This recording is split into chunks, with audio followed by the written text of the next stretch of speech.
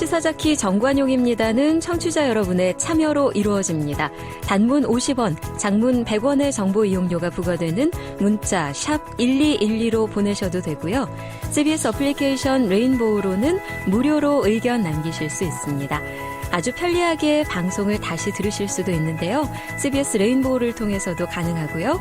팟캐스트 그리고 팟빵을 통해서도 언제든 지난 방송 함께 하실 수 있습니다. 도올 김용옥 선생님께서 고 노회찬 정의당 의원 빈소에 직접 추모의 한시를 지어서 보내셨답니다.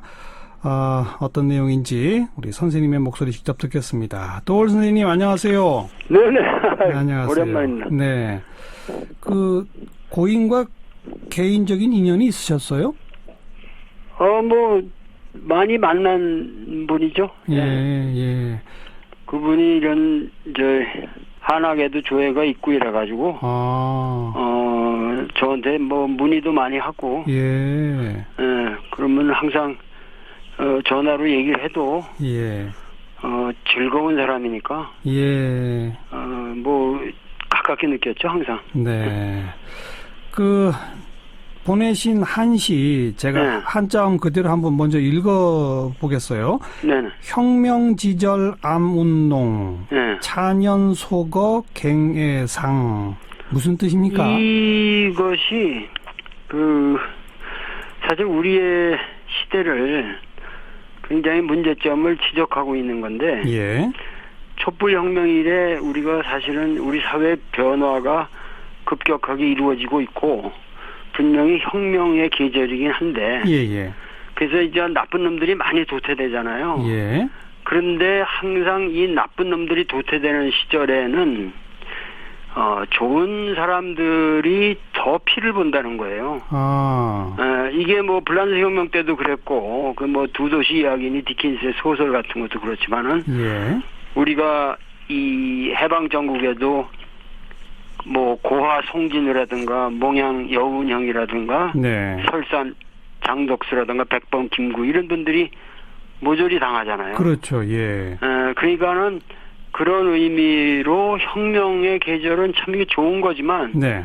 그 시절에는 먹구름, 암운도 짙어만 가게 마련이다. 그러니까 혁명과 지금 암운이라는 걸 대비시키면서 예. 그 다음에 찬연이란 말하고 또 대비가 돼요, 이게. 네. 제가 쓴 만장인데, 예. 노회찬의 이름이 음흠. 찬자로 끝나기 때문에, 찬란하다는 찬자. 그렇죠. 그래서, 회찬이 찬연하게 가는구나. 그래서 아주 찬연이 소고라는 건 말도 없이 갑자기 그냥 연기처럼 사라져 버렸다. 네. 그러니, 우리의 마음을 더욱 애상하게 만든다. 그러니까 상당히 요 한문 구절만 와서 그냥 언뜻 해석하기 좀 어려운 네. 이 쌍관적인 의미를 여기에 상당히 썼고, 네. 그래서 오늘 다시 이 인터뷰를 응하게 된 것도 네. 이 한시를 이왕이면 제가 쓴 거니까 정확하게 해설해 드려야겠다는 생각이 있었죠. 예. 혁명의 계절에 나쁜 놈들이 도태되지만 좋은 사람들이 더 피를 보는, 즉 혁명의 계절에는 먹구름도 짙다. 그러니까는 뭐냐면은 지금 우리 사회에 제 막말로 나쁜 놈이라고 표현한 그런 분들은 사실은 그냥 나는 그냥 나쁜 사람이라는 걸 드러내놓고 살잖아요. 예. 그러니까는 그냥 물러난 것뿐이지 예. 인간적인 피해가 없어요. 인간적인 피해가 없는데 도덕적으로 살아온 사람들은 그리고 그 변화에 대해서 책임을 지고 모든 것을 최선을 다하려고 하는 사람들은 작은 흠집에 그 자기들이 살아온 평소의 도덕성 때문에 역으로 당하는 이런 비극이 우리 사회에서 일어나고 있다면 이런 거를 나는 이 우리나라 사법 질서라든가 이런 모든 법 해석에 있어서도 고려해야 할 상당히 제가 지적하는 건 이 추상적인 문제지만 예. 고려해야만 할 문제라는 거죠. 그렇군요. 네. 참, 많은 시민들이 노회찬 의원의 빈소를 찾아 줄을 서서 주문을 하고 있습니다. 이 현상은 선생님 어떻게 해석하세요? 저는 원래 노회찬이라고 할 때 그게 노나라 노자예요. 네. 그 노나라가 공자 나라라고요. 예. 그래서 난 노회찬을 항상 보면은 전 공자같이 생겼다. 사람이 이렇게 너그럽고 이렇게 좀 품위가 있고 이게 넓게 생겼잖아요. 예. 전 공자 같은 사람이다. 이런 생각을 내가 항상 했고. 네. 그 회자라는 게 항상 사람을 모은다. 그런 의미가 있거든요. 예. 이문회우라든가 그런 우리 동양의 고전에도 그런 말들이 많지만 예. 그 사람을 주변으로 잘 모으고 그리고 그들을 아주 설득시키는데 귀재고. 네. 그런데 이 사람의 그 특징이 말이죠. 저는 꼭 슬프게만 얘기를 하는 게 아니라 지금 이 순간에도 좀 노회찬 스타일로 제가 기쁘게 말하겠습니다. 근데 네. 난 우리 시대의 예수라고 생각했어요, 이 사람을. 왜 그렇게 생각하냐면은 예. 예수 마가복음에 보면 예수라는 사람은 이 뻥끗하면은 다 비유였다 그러거든. 비유가 아니면 말하지 않았다. 예. 씨 뿌리는 자의 비유라든가 겨자씨의 비유라든가 수없는 비유가 있습니다. 예. 강도를 맞는 비유라든가 이런 모든 그 수많은 비유를 쓰는데 사실 달인이었는데 네. 많은 사람들이 예수를 이해를 못하고 그게 무슨 하늘의 무슨 하나님의 말씀으로 아는데 네. 예수가 그 비유의 달인이었다는 의미는 예수가 바로 민중의 언어를 쓸 줄 알았다는 거예요. 비유는 민중의 언어다. 비유는 왜냐면 우리나라 속담 보세요. 속담이란 말은 속한 말이라는 거예요. 그렇죠. 이 지식인들이 만든 말이 아니에요. 속담은. 예. 속담은 전체가 비유입니다. 네. 그렇기 때문에 민중은 그 상황에서 자기를 표현하는 방식이 비유라는 거예요. 네. 판을 가리자 그래서 판가리라고 하는 걸 정치 판가리를 무슨 관을 세워서 철학적으로 해석해봐야 그게 웃기잖아요. 근데 그거 그냥 삼겹살 먹던 불판이 네. 50년 헤쳐먹었으면 반세기를 헤쳐먹었으면 빨리 갈아버려야 되지 않냐. 네. 그 말 한마디에 사람들이 노회찬이라는 인물을 알게 됐잖아요. 그렇죠. 근데 이 사람이 그게 철학이 없어서 누구보다도 머리가 좋은 사람인데 네.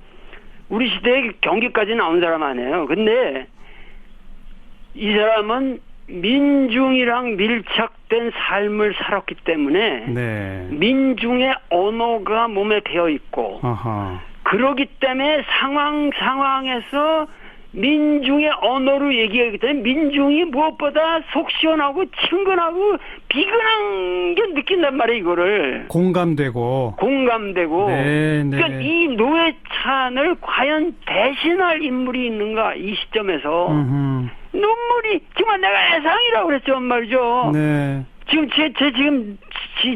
제 가슴에서 지금 눈물이 끓어오르는데 네. 정말 이거는 어떻게 해서 이런 사람이 이런 최후를 맞이하는가. 모든 사람의 심정이 이런 심정일 거라 이 말이죠. 네. 저는 국민들이 진정한 민중의 친구와 민중의 언어를 상실했기 때문에 네. 이렇게 애통해하고 있는 중이다. 그렇게 말씀하고 싶어요. 네. 참 애통합니다. 네네.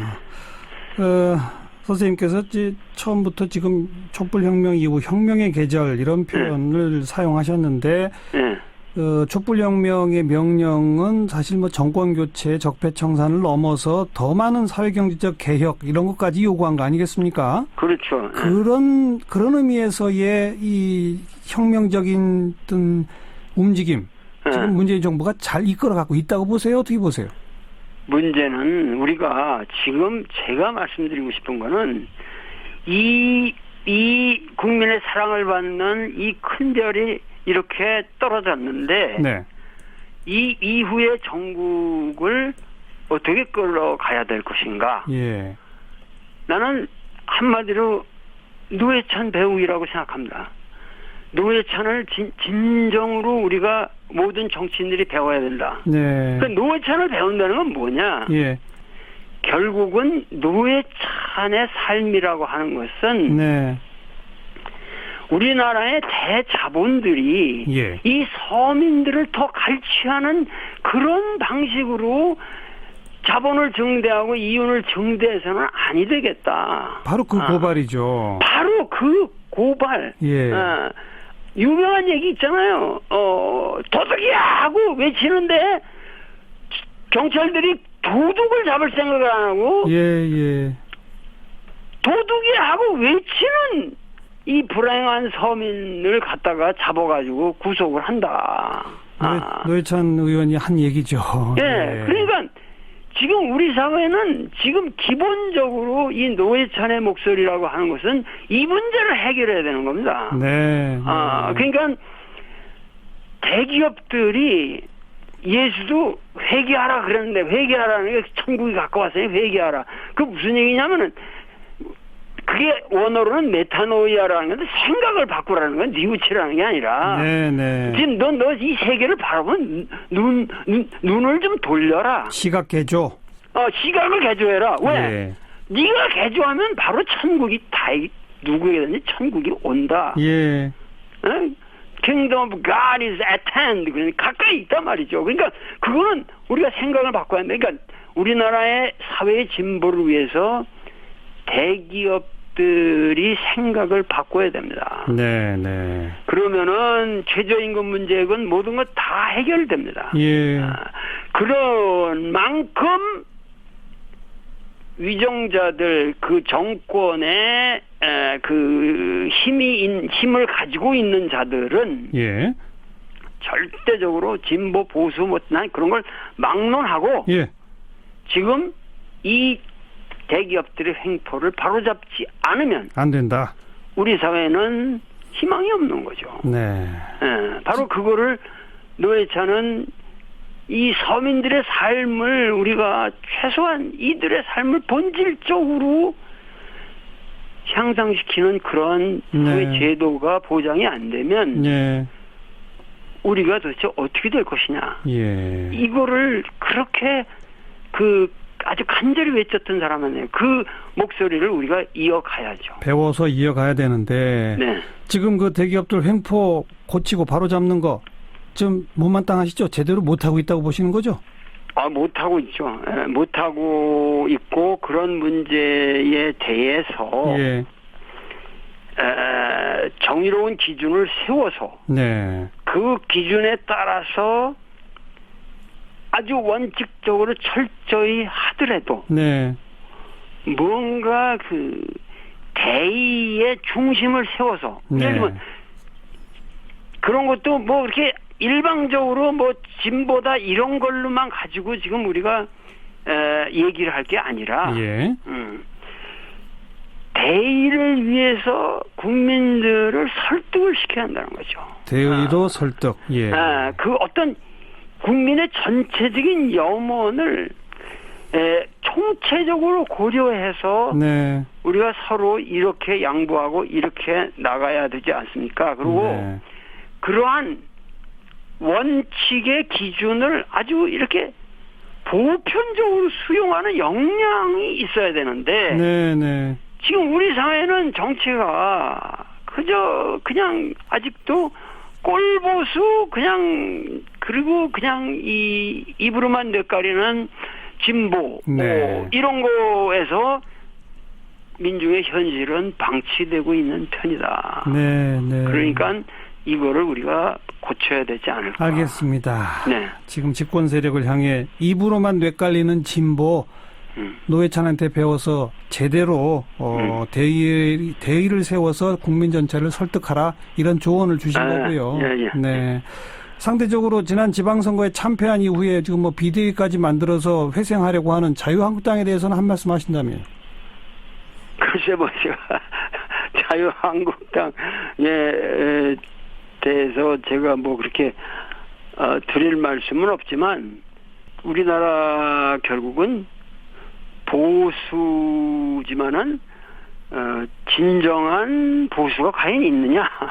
그러니까 지난번 어떤 의미에서 선거라고 하는 거는 예. 지방선거에서 이 참패를 하게 된 것은 예. 사실은 보수의 참패가 아니라 보수의 승리다 이런 역설도 있거든. 그렇죠. 예. 그게 왜 그러냐면은 어떤 의미에서 조금 그 진정성이 있는 보수들이 네. 말도 안 되는 보수를 몰아낸 사건이다. 예. 그러니까 그만큼 우리나라 지금 보수라고 하는 사람들은 그냥 역사에 대해서 그 터무니없는 그냥 그 발길질만 네. 하고 있는 그런 일을 하지 말고 네, 네. 이 대세의 흐름을 수용할 것은 정확하게 수용해 가면서 그렇죠, 그렇죠. 보수의 그 입지를 네. 만들어가는 그런 어떠한 탁월한 정치적 역량을 과시해야 한다는 거죠. 네, 네. 그러니까는 어느 정권이든지 보수가 보수답은 역할을 못 해주면 네. 그 진보 자체가 패망합니다. 그러니까요. 네. 그러니까는 지금 자유한국당이야말로 이 역사에서 할 일이 많이 있다. 네. 분발해 주시기를 사상가로서 부탁드린다. 네. 이런 말씀하고 싶습니다. 알겠습니다. 자, 안타까운 마음으로 고 노회찬 정의당 의원을 보내드리면서 오늘 도울 네. 김용옥 선생님의 좋은 말씀 들었습니다. 감사합니다. 감사합니다. 네.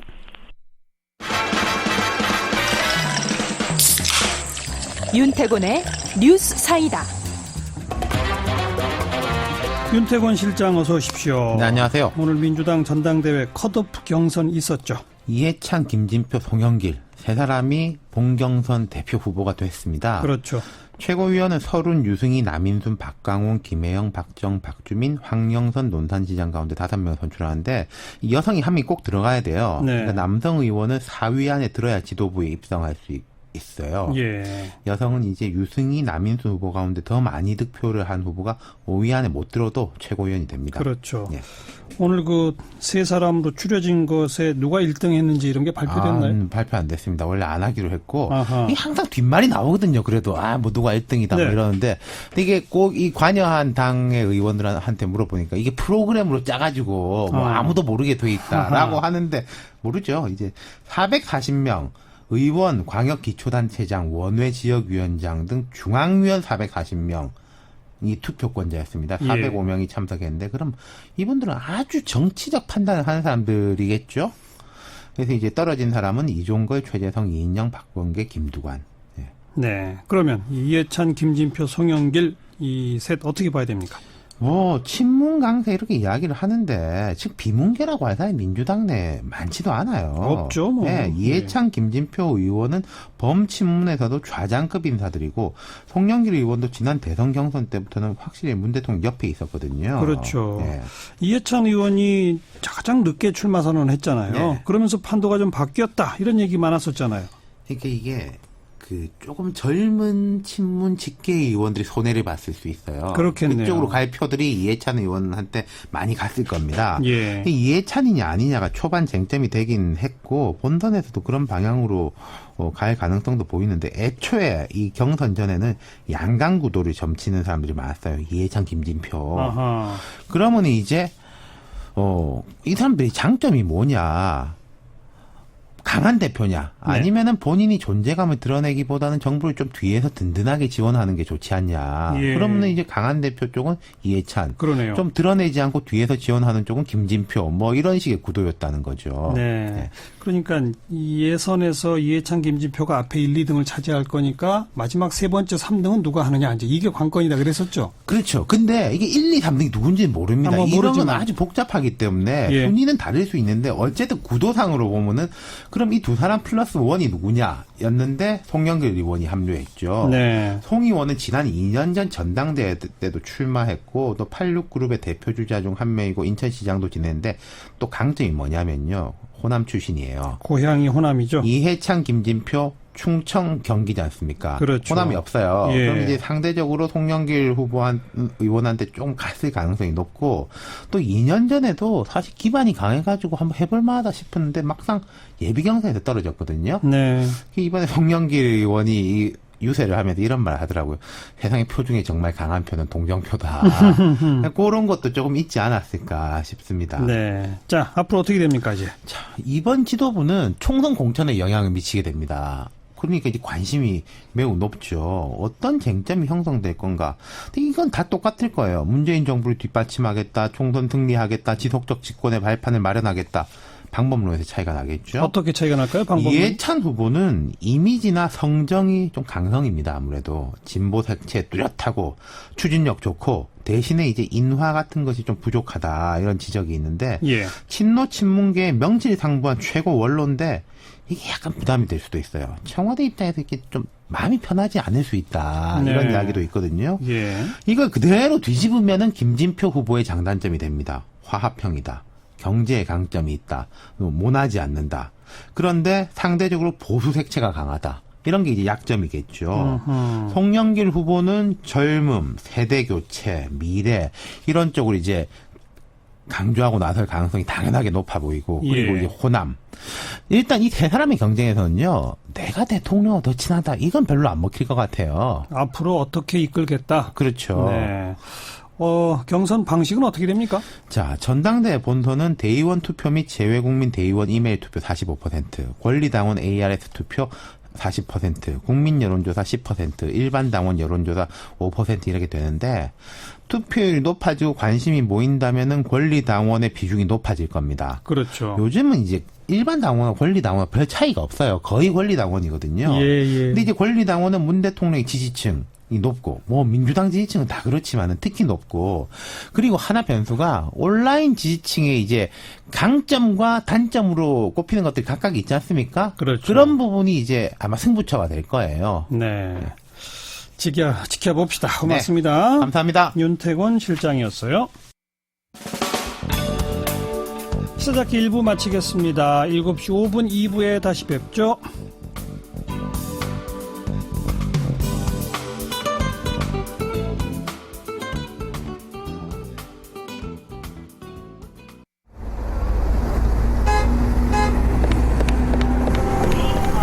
퇴근길에 만나는 알찬 시사정보, 시사자키 정관용입니다. 라디오 레인보우 앱을 통해 들으실 수 있고요. 유튜브 라이브를 통해서도 보고 들으실 수 있습니다. 화제의 뜬 뉴스들 정리해드리는 코너, 오늘은 사정상 2부 첫 순서로 준비했습니다. 프레시안의 이명선 기자, 어서 오세요. 안녕하세요. 먹방 규제라는 검색어가 오후 들어서 급상승하던데 이게 뭐죠? 정부가 국가의 비만을 관리하겠다라면서 종합대책을 발표했는데요. 국민 3명 중에 1명이 비만이라고 합니다. 예. 그래서 복지부가 빠르게 증가하고 있는 비만 인구를 현 수준으로 유지 관리하기 위해서 폭식을 조장하는 미디어와 광고를 규제하겠다고 밝혔습니다. 아하. 이에 먹방 규제라는 것이 검색어 상위권에 오른 겁니다. 뭐 취재는 좋아 보이는데요? 네, 유럽의 설탕세 도입, 또 미국은 학내에서 탄산음료 자판기 설치가 금지되어 있죠. 그러니까요. 이렇게 나라가 직접 국민의 건강을 챙기겠다는 의도입니다. 지난 6월 서울대 가정의학과 윤영호 교수가 여론조사 기관인 KSTAT에 의뢰해 국민 1,200명을 대상으로 방문 조사를 한 결과가 있는데요. 먹방 시청이 건강 습관에 영향을 미친다는 응답이 64.2%였습니다. 특히 전체 응답자의 절반 이상인 51.4%가 먹방 규제가 필요하다라고 말했습니다. 예. 하지만 누리꾼들의 반응은 좀 다릅니다. 반응이 어떤데요? 대부분 어이없다 이런 반응을 보이고 있는데요. 어이없다. 뭘 보든 뭘 먹든 개인의 자유다 이런 목소리부터 먹방 본다고 그걸 다 먹을 수 있는 줄 아나 폭식 유도하는 스트레스, 몸 움직일 수 없는 사회 구조를 먼저 개편해야 한다라는 일침도 있었습니다. 네. 그런가 하면 당장 방송사들 난리 났네. 먹방 규제당하면 방송 펑크 날 텐데 라면서 워낙 먹방이 많으니까요. 그러니까요. 음식 소재 위주의 방송 편성을 비판하는 댓글도 있었는데 최근 들어서는 꼭 먹방 프로가 아니더라도 연애오락 프로그램에서 맛있게 먹는 장면이 나오면서 곱창 대란이니 맞아요. 또 박대 대란이니 이렇게 먹은 음식 자체가 품절 현상을 빚는 일까지 벌어졌습니다. 예. 그런가 하면 언제는 정부는 유튜버나 1인 미디어를 권하더니 먹방 BJ들 밥줄 끊겠다는 말이다 라는 냉소적인 반응도 있었습니다. 정부가 우선 어떤 방안을 내놓을지부터 한번 지켜봅시다. 네. 플라스틱 빨대 규제에 대한 그런 소식도 있었죠? 환경부가 커피 전문점 그리고 패스트푸드 업체들과 빨대 사용 감축 계획을 밝혔는데요. 이는 전 세계 플라스틱 빨대 사용 규제 논의에 따른 것입니다. 잘하는 겁니다. 네. 빨대가 필요 없는 컵 뚜껑을 만들거나 또 종이 빨대를 도입한다라는 것도 있고요. 고객이 요청할 때만 빨대를 제공하는 방식으로 서비스를 변화하겠다라는 업체도 있었습니다. 그렇게 해야죠. 네. 그리스 산불도 많이들 검색하던데요.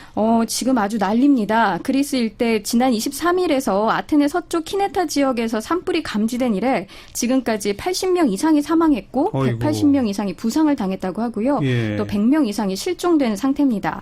2007년에 60여 명의 사상자가 발생한 펠로폰네소스 반도 산불 이후에 최대 규모라고 합니다. 아직도 계속 불타고 있는 거죠? 네, 그래서 현지에선 아마겟돈이다 이런 절규가 나오고 있습니다. 불길이 최초 발화 지점에서 시속 100km 강풍을 타고 순식간에 확산돼서 1시간 뒤에는 북동부 휴양도시 마티까지 번졌는데 불길이 거리상으로 멀리 떨어진 곳에서 이렇게 연이어서 일어나고 또 동쪽 지역에서는 수십 건의 산불이 동시다발로 시작된 정황이 포착되면서 예. 누군가 고의로 불을 지른 것 아니냐라는 주장이 나오고 있습니다. 아하. 그리스 정부 역시 피해 지역이 속한 아티카주에서 수십 건의 산불이 동시다발적으로 일어난 점을 지적하면서 이번 참사가 방화에서 비롯됐을 가능성에 무게를 싣고 있습니다. 그 원인 규명 제대로 되어야 할 텐데요. 일단 그리스 소방당국은 산불이 완전히 진압될 때까지 화재 원인 조사에 나서지 않을 것이라고 밝혔습니다. 생존자 중 일부는 당국이 대피 명령을 늦게 내리는 등 주민들에게 사태의 심각성을 제때 알리지 않아 인명피해를 키웠다는 볼멘 소리도 나오고 있습니다. 네. 낙동강 녹조가 아주 심각한 수준이라고 또 보도가 있던데요. 네, 환경부 조사 결과 낙동강 강정고령 그리고 창녕 하만 서치수장 지점에서 전주 대비 남조류 경보가 관심 기준을 1회 초과한 것으로 나타났습니다. 특히 경북 고령 사문진교 인근에서는요, 이틀 전에 큰빛 이끼벌레도 발견됐습니다. 네. 이 녹조라는 그러니까 남조류 경보는 관심, 경계, 대발생 이렇게 3단계로 이뤄집니다. 폭염에다가 또 당분간 비도 안 온다니까 녹조는 네. 더 심해질 가능성이 크죠? 현지에서는 지금 물순환 장치를 설치했고 또 뭐 녹조 제거선을 운영하고 있다라고는 하는데 확산하는 녹조 현상을 막기는 좀 역부족인 상황입니다. 그럼에도 불구하고 수문을 열어놓은 금강 세종보와 공주보에서는 이 녹조가 비교적 양호한 수준이라고 합니다. 그렇죠. 물은 흐르게 해야죠. 그게 당연한 거죠. 그렇습니다. 그래서 누리꾼들도 역시 매년 더워질 것 같은데 라며 녹조 현상이 갈수록 심해지지 않을까 우려하고 있습니다. 그런가 하면 수문 열어달라고 첨언이라고 또 하자라는 적극적인 댓글도 볼 수 있었습니다. 네, 수고하셨어요. 감사합니다. 프레시안 이명선 기자였어요.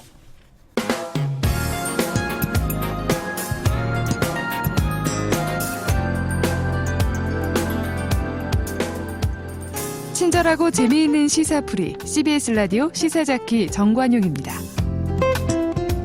아이들이 안전하게 자랄 수 있는 사회를 만들기 위해 최일선에서 일하는 분들이 아동보호 전문기관 상담원들입니다.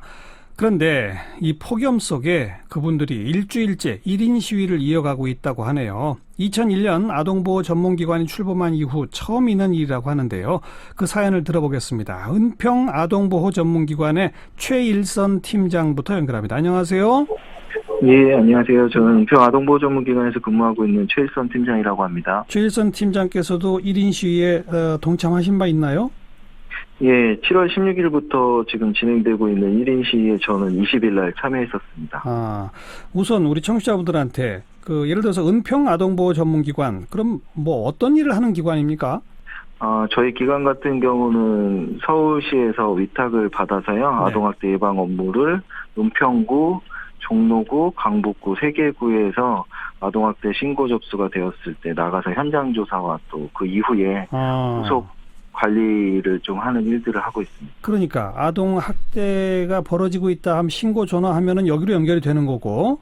지금 우선은 경찰 통해서 접수 112 접수되고. 통해서 접수가 되고요. 저희랑 같이 현장 조사를 하고 진행을 하고 있습니다. 예. 그래서 그럼 학대를 하지 못하도록 예를 들어서 뭐 부모가 학대했다 그러면 그 부모를 상담한다든지 뭐 이런 일들을 하시는 겁니까? 예. 주로 저희가 학대의 경우는 대부분 좀 가정에서 이루어지는 경우가 많아서 네. 그 가해자가 부모님들이 좀 많으시고요. 그렇죠. 부모님 상담을 하고 예. 아이들을 좀 상담해서 지원하는 일들을 하고 있습니다. 예. 그런데 이 1인 시위가 시작된 이유는 뭡니까? 과거에부터 좀 아동학대 예방 업무에 대해서 좀 어려움들이 많이 있긴 있었었는데 최근에 이제 계속적으로 신고가 늘어나는 부분들과 예. 또 저희가 이 관할하는 지역들이 굉장히 넓고 상담원의 수가 부족하기 때문에 예. 그런 걸로 인해서 궁극적으로 좀 아이들을 지원하는 데 어려움들이 계속적으로 발생해서 저희가 기관을 좀 증설하고 예산 확보를 좀 절실하게 지금 필요한 상황이라서 네. 1인 시위를 좀 하게 됐습니다. 아동학대 신고는 얼마나 늘어나고 있습니까? 작년 기준으로 약 34,000건 아동학대 신고가 접수가 됐고요. 네. 해마다 계속적으로 증가하고 있는 상황들 속에서 예. 전국의 상담원들은 지금 715명 정도에 불과한 상황입니다. 전국 다 합해서 715명 15명. 예. 그거밖에 없어요? 예, 지금 제가 알기로는 미국 같은 경우는 보통 이제 1인 상담원들이 한 10케이스에서 15케이스를 하고 있는데 예. 저희 지금 은평아동보호전문기관 같은 경우도 상담원들이 보통 한 7, 80케이스들을 담당하고 있어가지고 굉장히 어려움이 좀 큰 상황입니다. 이름이 은평으로 붙었습니다만 아까 팀장님 말씀하신 거 보면 예. 은평구, 강북구, 종로구 3개 구를 다 관할합니까? 예. 지금 현재 전국의 아동보호전문기관이 62개소인데 네. 거의 기관당 한 4-5개 지자체를 담당하고 있는 게 현실이라서 굉장히 커버해야 되는 지역들이 넓은 상황입니다. 62개소에 715명이 전국의 아이들을 다 돌본다? 참 이건 좀 터무니없이 부족할 것 같은데 왜 이게 기관 증설이 안 되는 겁니까? 지금 아동학대 예방이나 사업은 예산이 범죄 피해자 보호기금과 복권기금 예산으로 하고 있어가지고 실제 업무는 보건복지부나 지자체에서 위탁받는데 예. 법무부의 이러한 좀 불안정한 예산으로 진행이 되다 보니까 예. 그 기관 증설이나 뭐 상담원 증설이 거의 이루어지지 못하고 불안정한 예상으로 되고 있어가지고 예. 그 근무 여건이 열악하고 또 실제로 상담원들도 그래서 일을 지속하기가 어려운 경우들이 계속 발생하고 있습니다. 잠깐만요. 그 아동보호 전문기관 예산을 범죄 피해자 보호기금하고 복권기금에서 준다고요? 예, 지금 현재는 예산이 그렇게 책정되어 있어서 저희가 이러한 부분들을 앞서 말씀드린 대로 좀 현실화하고 안정적인 예산을 확보하기 위해서 지금 1인 시위와 국민청원을 좀 하고 있는 상황입니다. 네. 그 가해 부모들을 만나려면은 사실 그 낮이고 밤이고 없을 거 아니에요? 저희가 24시간 단위 근무 체제로 운영을 하고 있고요. 365일. 네. 그래서 새벽에 신고가 들어오면 응급한 상황의 경우 나가서 직접 또 조치를 해야 되는 상황들이 계속적으로 좀 발생하고 있어서. 그러니까 근로시간, 노동시간도 굉장히 길 것 같고. 예. 현장에 가면 뭐 폭언의 욕설, 뭐 심지어 성희롱 이런 일들이 벌어진다고요? 예, 실제로 만나서 욕하고 뭐 이런 것들은 거의 기본적으로 이루어지고 있는 부분들이 많고요. 그로 인해서 사실 상담원들이 심리적인 위협이 커서 실제로 뭐 그런 트라우마 때문에 뭐 공황장애나 이런 어려움을 겪고 있는 상담원들도 꽤 있는 걸로 알고 있습니다. 최일선 팀장도 그런 위협적 상황에 맞닥뜨린 적 있으세요? 예, 저도 실제로 행위를 하셨던 부모님께서 주머니에서 이렇게 칼을 좀 꺼내가지고 직접적으로 위협을 하면서 아이들을 복귀를 계속 종용하셨던 적이 있었습니다. 아마 저 같은 경험을 한 상담원들은 제가 봤을 때는 모든 상담원들이 수차례씩 경험을 하지 않았을까 싶고요. 모든 상담원이 수차례? 예, 제가 생각했을 땐 그랬을 것 같습니다. 네. 저희가 뭐 알아서 조심하거나 이러지 않는 이상 사실 굉장히 위험에 노출되어 있는 상황입니다. 뭐 동료 여성 상담원의 경우 또 어떤 그 사례가 있을까요? 좀 전에 질문 주셨던 것처럼 성적인 발언들을 하시는 경우나 노골적으로 그런 이야기들을 하시는 경우에는 이 상담 자체를 진행하기 어렵고 인격적으로 좀 무시하는 경우에는 좀 위협감을 많이 느끼고 있죠. 성적인 얘기까지 꺼내면서 막 조롱을 한다고요? 그런 경우도 심심치 않게 일어나는 경우고요. 그럴 때는 사실은 상담 자체가 진행이 안 되고 아까 말씀드린 대로 예. 이 아이들이 학대 상황에 계속 노출될 수 있는 확률이 더 높은 상황입니다. 그런 부모를 만났을 때 그 후에 그러니까 상담이 제대로 진행이 안 되면 그 후에 할 수 있는 조치가 뭐 다른 게 있습니까? 저희가 이제 사회복지적인 용어로는 사례관리라고 해서 어떻게든 또 아이들을 학대해서 저희가 방지하기 위해서 만남을 계속적으로 시도를 하기는 하는데 계속적으로 됐을 때는 예. 저희도 법적인 뭐 수사 조치를 의뢰하거나 이런 방향으로 진행을 하고 있습니다. 네, 네. 지금 월급은 어느 정도나 되세요? 사실 그 부분도 굉장히 열악한 부분인데 지금 연봉이 2,700만 원으로 예. 동결이 된 상황이라 1년을 일하나 20년을 일하나 뭐 1년 차던 뭐 직급이 팀장이던 2,700만 원의 동일한 상황으로 책정이 되어 있기 때문에 이 뭐 아까 말씀드렸지만 상담원 수를 늘리려면 그 예산이 책정돼 있어서 임금을 오히려 줄여야 하는. 네. 딱 그 돈이 묶여 있으니까 예. 사람 더 뽑으려면은 결국 임금을 깎을 수밖에 없는. 예, 맞습니다. 네. 자, 이거는 그러니까 뭐 무슨 복권기금 이런 데서 나올 게 아니라 본 예산으로 제대로 예산을 배정하고 상담 기관 수도 늘리고 상담원도 더 많이 뽑고 이것밖에 방법이 없는 거로군요.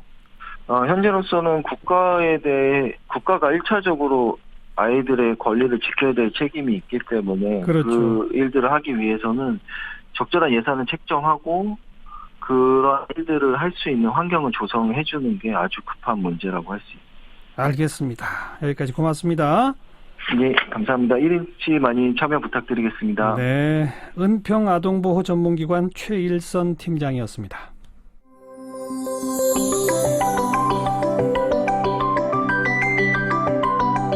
지금 여러분께서는 한림국제대학원 대학교 정관용 교수가 진행하는 시사자키 정관용입니다를 듣고 계십니다. 12호 태풍 종다리가 북상 중에 있는데요. 이동 방향은 물론이고 위력은 얼마나 될지 폭염을 물리칠 변수가 될 수 있을지 여러 가지가 궁금합니다.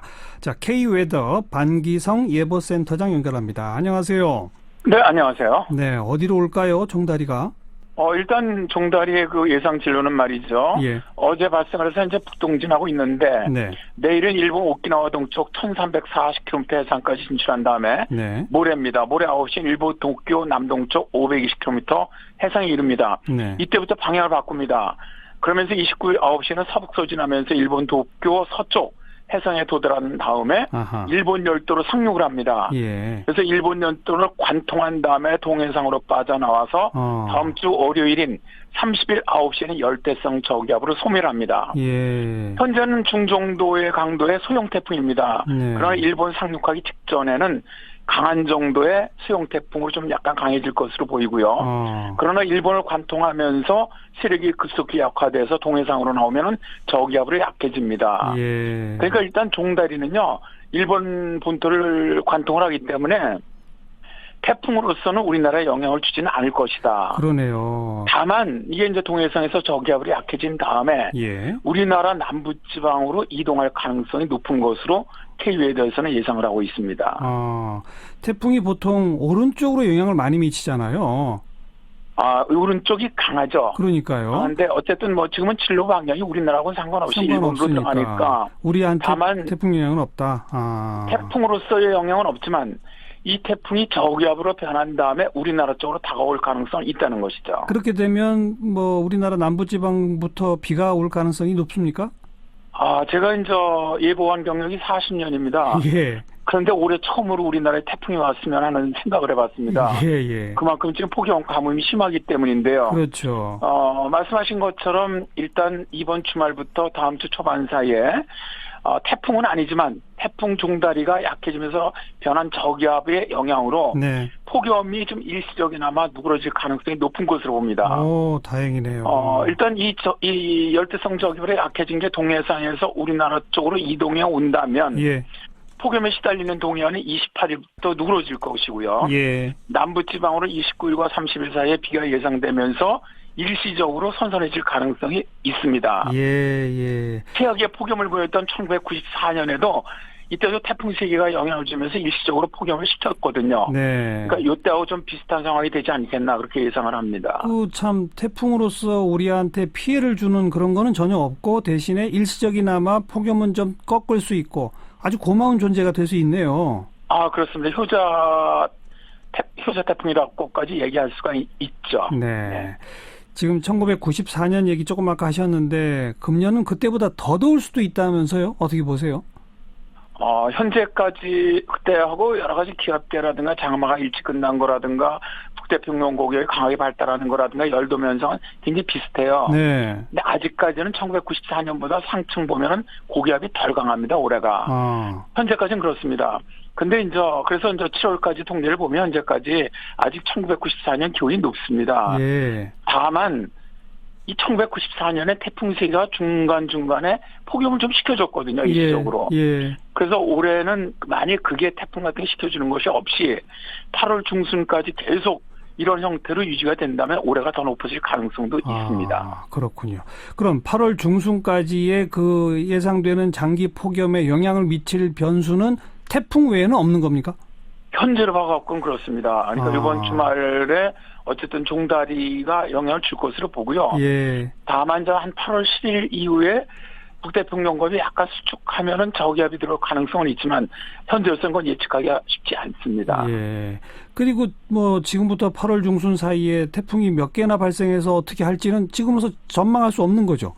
그렇습니다. 어렵습니다. 태풍은. 그렇죠. 태풍은 일단 지금 발생했으니까 다음번 발생한다면 앞으로 한 열흘 후에나 이 정도거든요. 네. 그럼 그게 우리나라까지 또다시 올라온다면 한 보름 후니까 현재로서는 예측하기가 어렵다고 보시는 게 맞습니다.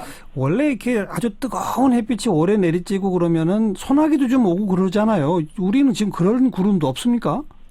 그렇습니다. 이게 소나기가 오는 게 우리나라가 북태평양과 연변에 위치할 때입니다. 그러나 올해같이 지상부터 상층까지 아주 강하게 고기압이 발달하는 경우는 이 대기 자체가 안정돼 버리기 때문에 소나기 구름 자체가 안 만들어집니다. 그래요. 그러다 보니까 오히려 일사가 강해지니까 기온은 더 올라가는 것이죠. 그러나 지금까지는 그랬는데 일단 어쨌든 종다리가 저기압성으로 변해서 우리나라에 영향을 주고 그러면 좀 약간 기압계가 변할 가능성은 있습니다. 그러니까 소나기로도 내리면서 좀 식혀줄 가능성은 있다고 봅니다. 알겠습니다. 부디 종다리가 저기압으로 변해서 우리 남부지방 한반도로 빨리 좀 와주기를 먼저 기대해야 되겠네요. 고맙습니다. 네, 감사합니다. K웨더의 반기성 예보센터장이었습니다.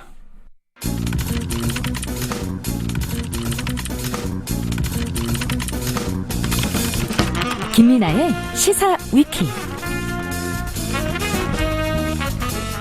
김민아 기자 어서 오십시오. 안녕하세요. 시사위키 첫 번째 항목은요. 이게 군대냐 이런 얘기까지 나오고 있습니다.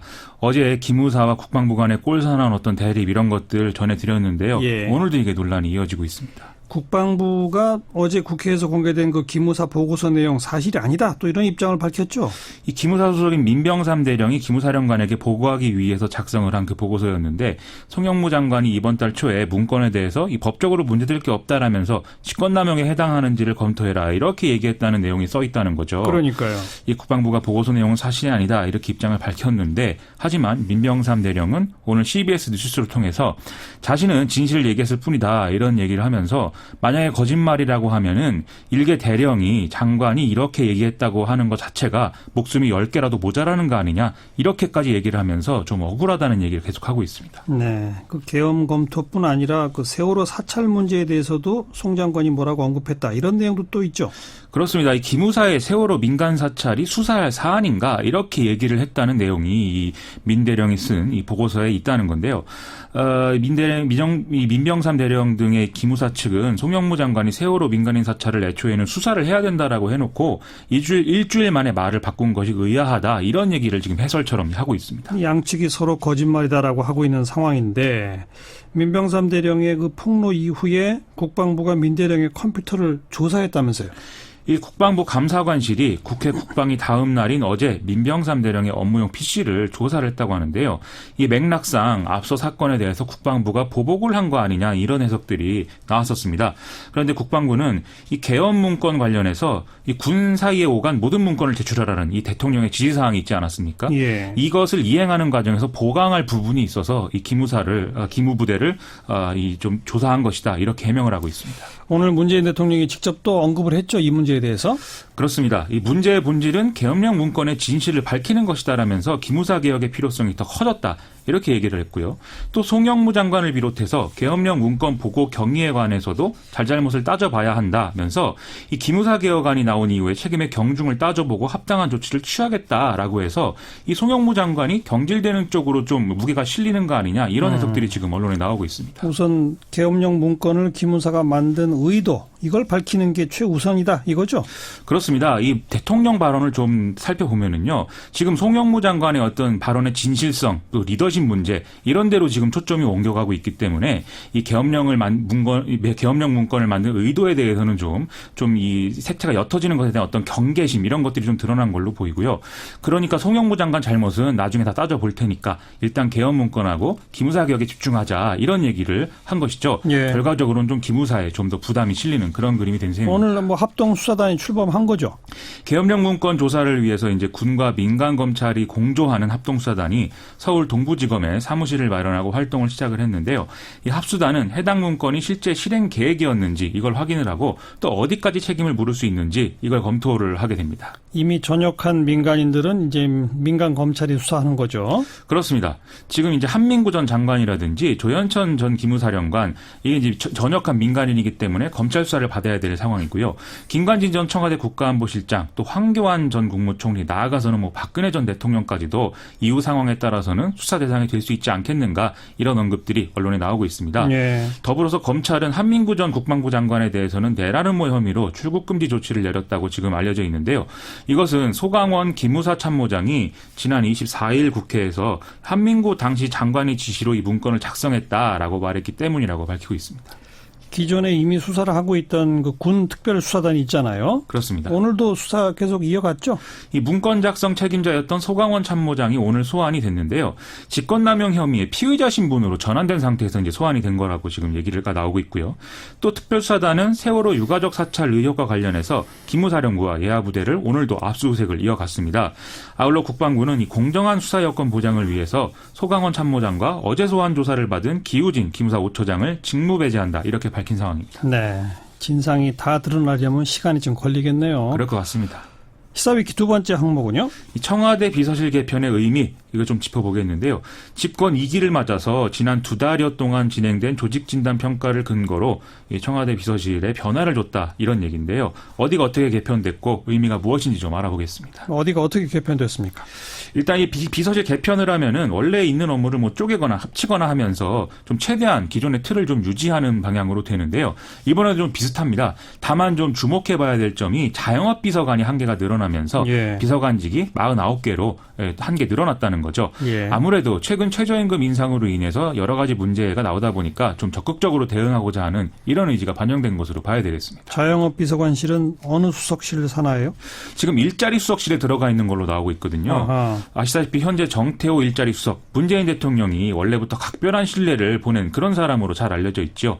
또 원래 경제수석 아래에 있던 중소기업 비서관이 중소벤처기업 비서관으로 이름이 바뀌어서 일자리 수석실로 옮겨졌거든요. 예. 지금 이렇게 이름을 바꾼 거는 4차 산업혁명 등을 대비하라 이런 취지이기 때문에 좀 일자리 수석의 권한이 상대적으로 좀 확대됐다 이렇게 볼 수 있는 부분입니다. 일자리 수석 산하 비서관실이 2개나 늘어난 셈이네요. 그렇습니다. 또 그리고 뭐가 바뀌었습니까? 지금 국정홍보 기능이 강화됐다 이런 얘기인데요. 국민소통수석 산하에 이제 홍보기획비서관이 있는데 이것을 각 부처의 정책 성과 홍보를 조정하는 역할 그리고 국정홍보 기획을 하는 역할 이렇게 좀 나눠서 각각 비서를 만든 겁니다.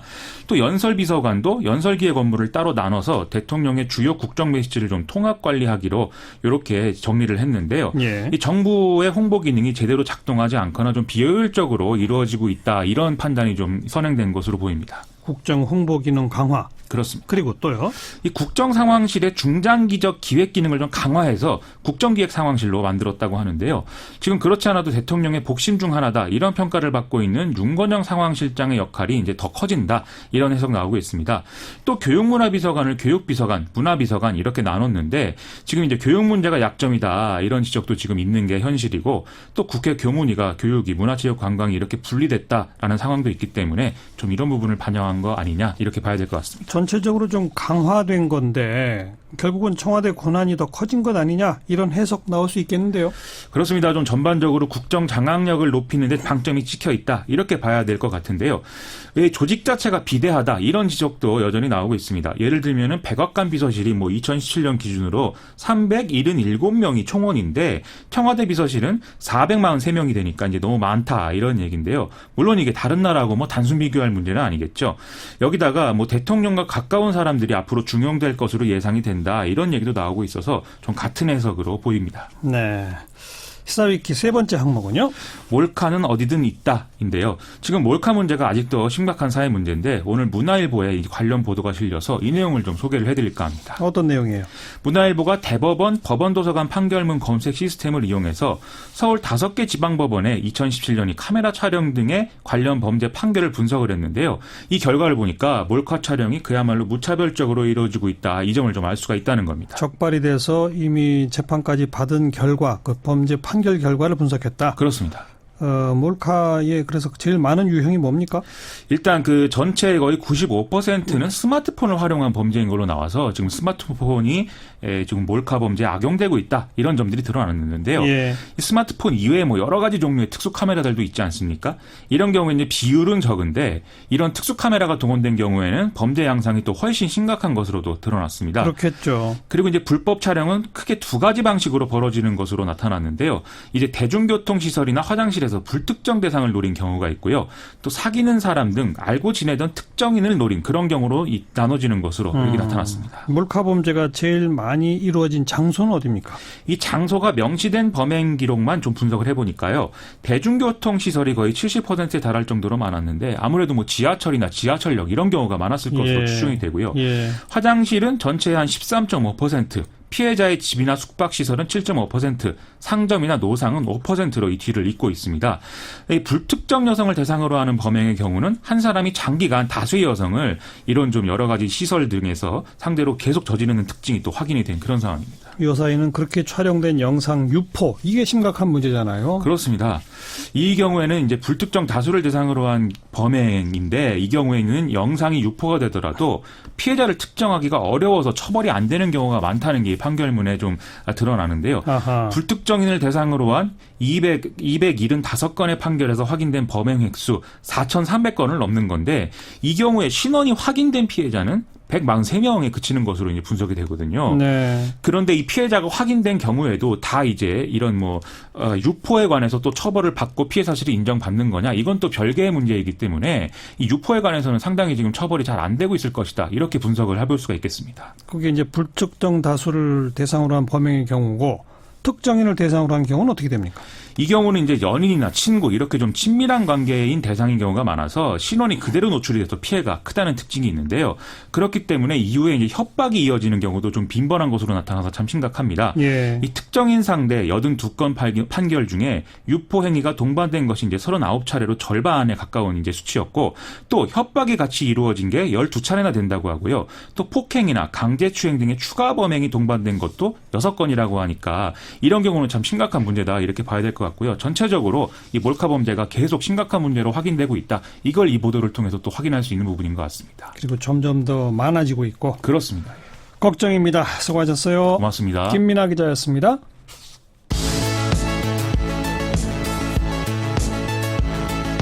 지금 여러분께서는 한림국제대학원 대학교 정관용 교수가 진행하는 CBS 라디오 시사자키 정관용입니다를 듣고 계십니다.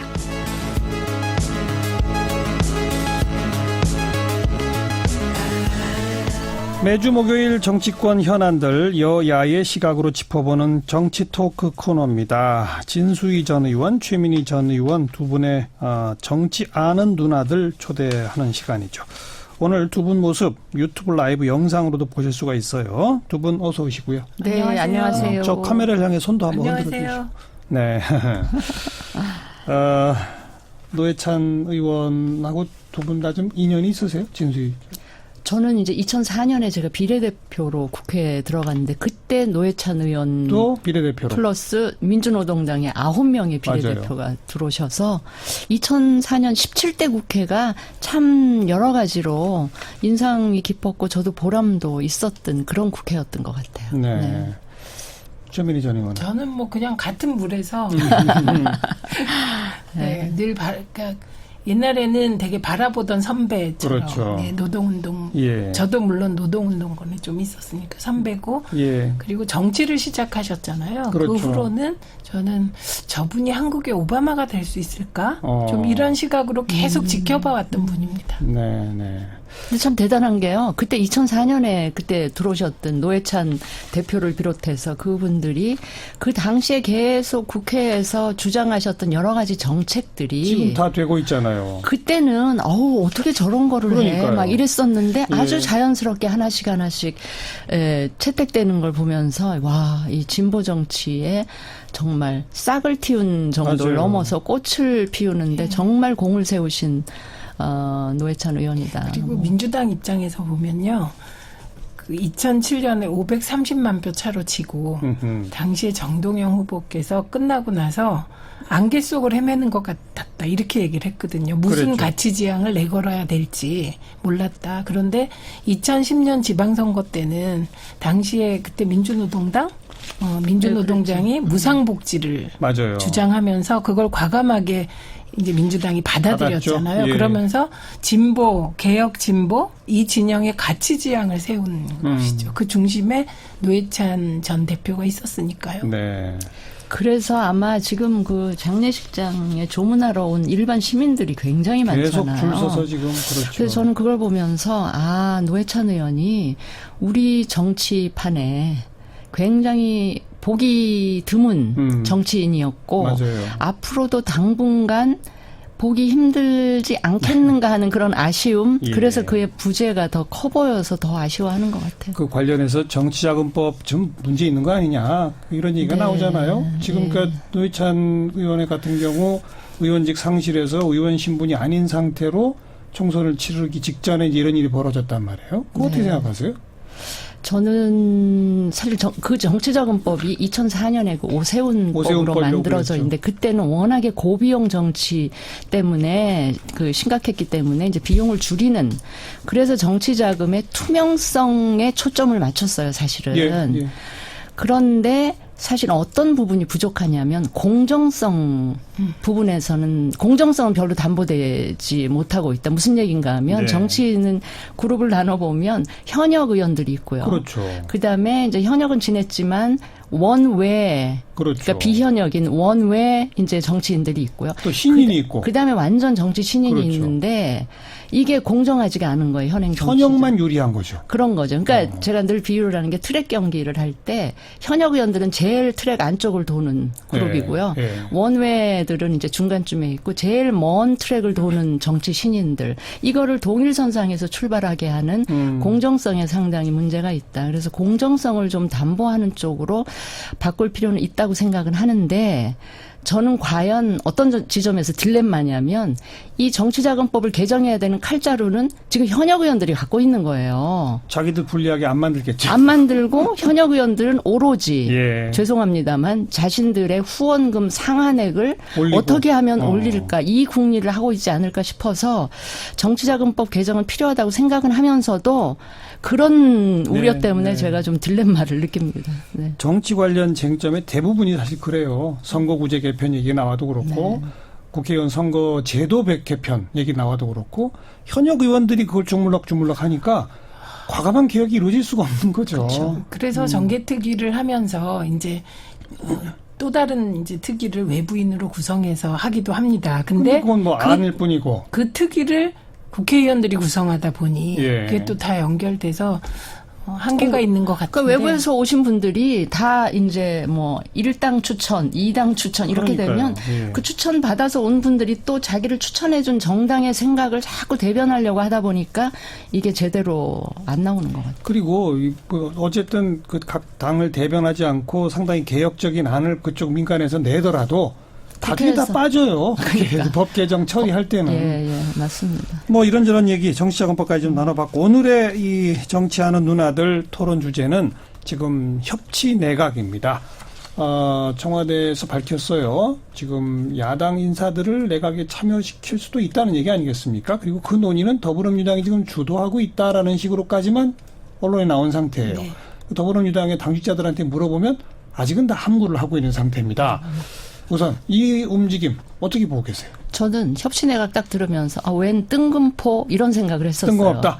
왜냐하면 협치내각이라는 게 네이밍을 그렇게 해서 그랬지만 결국은 그게 연정이거든요. 연정이죠. 근데 연정이든 협치를 내각이든 하려면 뭔가 분위기가 조성이 되고 우리가 흔히 래포라고 하는 그런 게 좀 형성이 돼야 되는데 예. 제 기억으로는 불과 얼마 전에 박지원 평화당 의원이 연정 얘기하니까 추미애 대표가 연정 가능성 0%다. 그렇게 말했죠. 이렇게 했었고 예. 사실은 지금 그 협치내각의 대상이 자유한국당에게까지 다 열려 있다 이렇게 얘기는 하지만 지난 1년 내내 자유한국당을 우리 민주당에서 적폐, 청산돼야 될 적폐 세력이라고 했는데 네. 그 적폐 세력과 연정을 하겠다.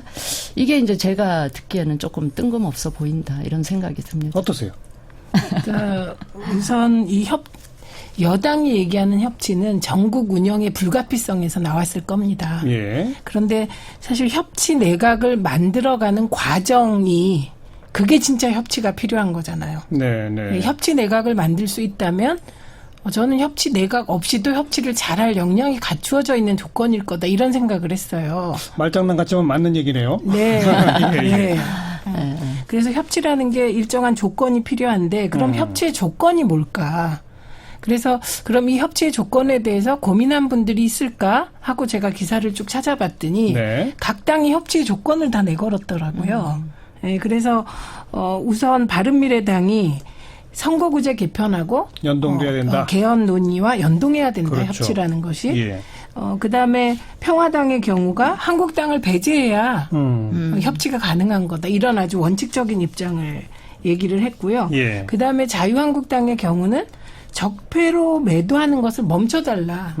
예. 그렇다면 자유한국당이 개혁되길 바라는 많은 국민들이 그럼 자유한국당이 지금 적폐 매도를 당하지 않을 만큼 자기 개혁을 했냐? 하고 있느냐? 예, 이것과는 별개로 만약에 청와대와 정부 여당이 자유한국당을 포함한 협치를 얘기한다면 그건 김병준 비대위원장이 들어오면서 보여줄 새로운 보수의 기치와 새로운 보수적 정치 문화. 그거랑 연결되겠죠. 네, 그거랑 연결되는 게 아닌가 싶었어요. 네. 그래서 현재 조건은 집권 여당의 불가피성, 민생 입법을 해야 되는 국회 의석 과반이 안 되고 그게 하는 불가피성하고 예. 김병준 비대위의 구성.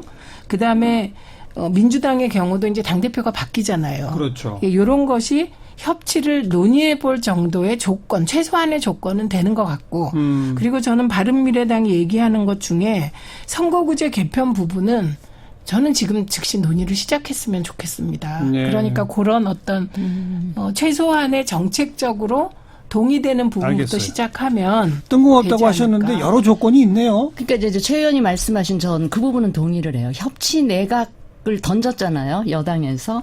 그걸 가지고 여러 당들이 막 이제 설왕설래 이제 갑론을박 논의를 하는 이 과정이 결국은 대화하는 과정이고 소통하고 이제 타협하는 과정이기 때문에 그 자체가 협치일 수 있죠. 예. 그럼에도 불구하고 저는 이제 각 당이 내거는 이런 조건들이 과연 이 여당이 제안한 협치 내각에 대한 어떤 긍정적인 시그널일 것이냐 아니면 대놓고 반대하기 좀 그러니까 완곡하게 거절하는 의사일 건가 이거는 조금 더 지켜봐야 될 것 같고요. 네. 한국당의 김병준 비대위원장 같은 경우도 비대위원장 본인은 아마 하고 싶을 수도 있는데 한국당 내 구성원들의 합의를 끌어내기는 굉장히 어렵지 않겠느냐 하는 말씀을 드리고 그다음에 그 한두석 그러니까 몇 개 야당한테 주어지는 그 자리라 그래봤자 한 석 내지는 2석 정도인데 장관짜리. 과연 한두 명의 장관이 입각한다고 해서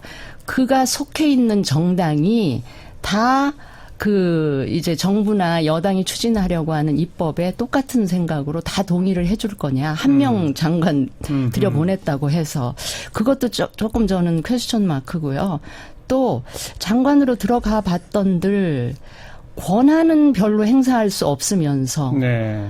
책임은 나중에 온통 져야 되는 뭐 이런 상황이 올 수 있는 이런 생각들을 야당에서는 할 수밖에 없지 않을까. 상당히 부정적이시네요.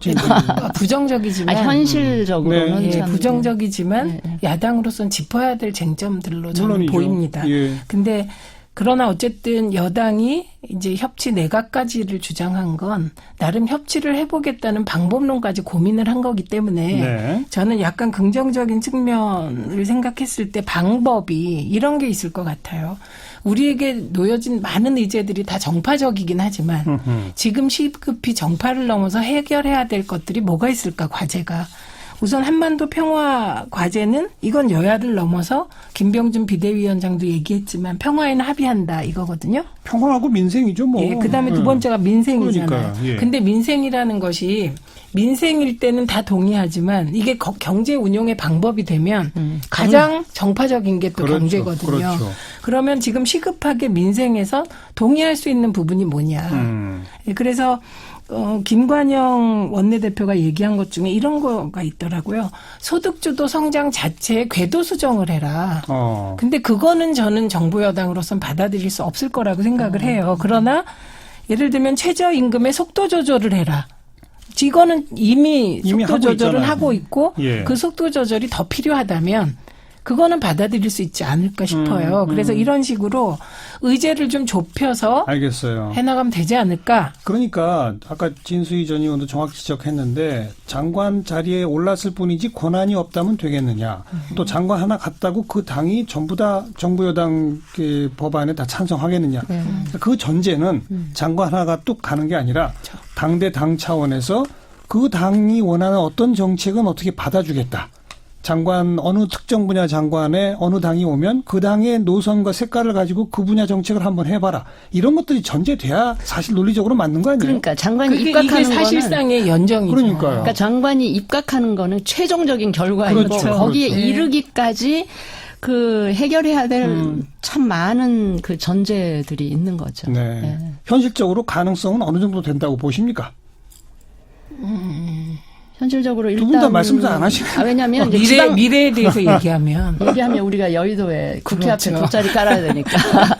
근데 이런 거는 있어요. 선거가 아직 다음 선거가 한참 남아 있잖아요. 2년 남았으니까. 그러니까 보통 정당들이 선거가 코앞에 있으면 갈등할 수밖에 없거든. 경쟁을 해야 되니까. 그런데 앞으로 총선은 1년 반 이상 남아 있기 때문에 어쩌면 여당의 무한한 포용력과 양보가 전제된다면, 근데 저는 경제하고 관련해서는 이 소득주도 성장, 이거는 아주 기본적인 이 정부의 정부 철학이라서 이거를 바꾸기는 어려울 거고요.